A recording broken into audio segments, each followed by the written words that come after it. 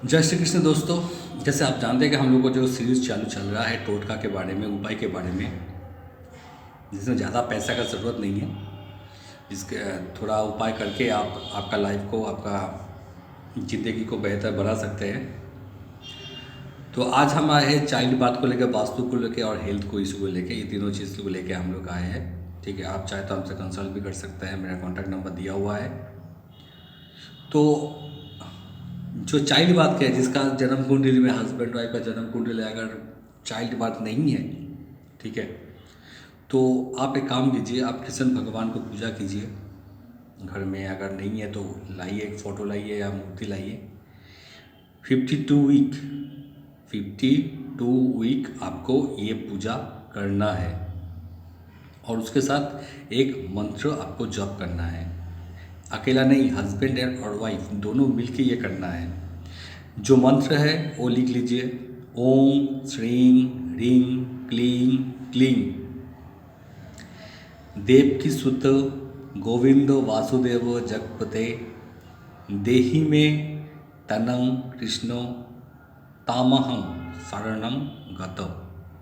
मैं दोबारा बोल रहा हूँ, ओम श्रीं ह्रीं क्लीं क्लीं देवकी सुत गोविंद वासुदेव जगपते देहि में तनं कृष्ण तामहं शरणं गत। ये मंत्र आपको 52 वीक हस्बैंड वाइफ दोनों मिलके बैठ के कृष्ण भगवान के सामने धूप और लड्डू का भोग चढ़ा के आपको बोलना पड़ेगा। ठीक है, 52 वीक। फिर देखिएगा कि उसके बाद आपको संतान प्राप्ति का योग जो है वो बन जाएगा। अगर हेल्थ रिलेटेड इशू है, अगर किसी का तबीयत खराब रह रहा है कुछ दिन बाद, तो गिलाड़ी जो होता है, गिलाड़ी को आप आटे का रोटी या बाजरे का रोटी खिलाइए और बिस्किट भी खिलाइए। मोटा मोटी 1-2 वीक आप कंटिन्यू कीजिए। एक दिन कीजिए, आप फिर नहीं किया नहीं, कंटिन्यू कीजिए। फिर देखिए कि आपका तबीयत में जो प्रॉब्लम है वो धीरे धीरे ख़त्म हो रहा है। ठीक है, तो आप ये करके देख सकते हैं। गिलाड़ी को आप बाजरे का रोटी या आटे का रोटी या बिस्कुट खिला के आप थोड़ा बहुत आराम आप धीरे धीरे मिल सकेगा आपको। और अगर आप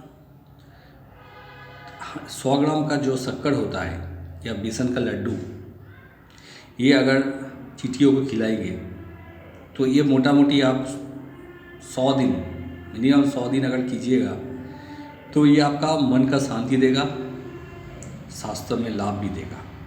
अगर आप चींटियों को 100 दिन 100 ग्राम चीनी या शक्कर, 100 ग्राम शक्कर और या तो बेसन का लड्डू आप खिलाइएगा तो ये आपको लिए, आपका हेल्थ के लिए और आपका मन के लिए अच्छा रिजल्ट देने वाले हैं, आपको देगा।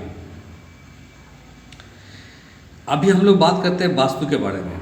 तो वास्तु जो होता है कि आप जानते हैं कि वास्तु, हम लोग घर जो अभी बन रहा है, तो जितना भी प्रॉपर्टी बन रहा है कि कुछ भी बन रहा है, तो इसमें वास्तु एक बहुत बड़ा इंपॉर्टेंट रोल प्ले कर रहा है। तो आप भी देखिए कि वास्तु के हिसाब से हम भी आपको वास्तु का थोड़ा बहुत नॉलेज देंगे। जैसे देखिए कि वास्तु में पहले तो आपका दिक आता है, कौन सा दिक में आपका घर का कौन सा सामान रहेगा, ये बहुत इंपॉर्टेंट चीज़ बन जाता है। तो ये जो पूर्व दिशा होता है, जहाँ पे सूर्यदेव उठता है, और ये पूर्व दिशा जो होता है वो आपका इंद्रदेव का भी जगह हो जाता है। ठीक, इंद्रदेव का एक तो इंद्रदेव वो जगह पे अधिष्ठाती होता है। तो वो जगह में आपका प्रवेशद्वार होना चाहिए। आपका जो प्रवेशद्वार होगा, आपका एंट्री पथ वहीं से होगा। ठीक है, जिसमें आपका घर में कोई खराब चीज़ आने का संभावना नहीं रहेगा। ठीक है, अगर उसके ऊपर, अगर घर के ऊपर अगर स्वस्तिक चिन्ह बना दीजिएगा या आपका कोई शंख का चिन्ह बना दीजिएगा, कोई भगवान का मूर्ति रखिएगा तो अच्छा है, बहुत बढ़िया है। सबसे बढ़िया है कि अगर स्वस्तिक चिन्ह बना पाइएगा तो अच्छा है। आप नींबू, मिर्ची, ठीक है, या बेल पत्ता, अगर ये तीनों लगा सकते हैं तो भी अच्छा है। पूर्व दिशा में आपको जो घर बनाएंगे आप, उसमें जो प्रवेश द्वार होगा वो पूर्व दिशा का रहेगा, ठीक है, क्योंकि इंद्रदेव इसका अधिष्ठान करते हैं यहाँ पे। फिर आप आते हैं पश्चिम दिशा की तरफ। तो पश्चिम दिशा में आपका डाइनिंग हॉल होना चाहिए, आपका किचन होना चाहिए, ठीक है, क्योंकि ये जगह में वरुण देव का अधिष्ठान करते हैं। तो किचन, डाइनिंग, ये सब का जो जगह है आपका पश्चिम दिशा में होगा तो कोई दिक्कत नहीं है, ये आपका हेल्पफुल रहेगा, आपका खाना ठीक से पचेगा, आपका कोई घर में जो तरक्की आएगा, आपका तबीयत अच्छा रहेगा। ये आप पश्चिम दिशा में आप बना लीजिए, कोई दिक्कत नहीं होगा। अभी आप आते हैं उत्तर दिशा की तरफ। उत्तर दिशा में आपका कुबेर देव का जगह होता है, बोला जाता है कुबेर देव वहाँ पे रहते हैं। तो आपका जो पैसा है, कोई भी मूल्यवान चीज़ है, वो आप उत्तर दिशा में रखिए, ठीक है। वो आपको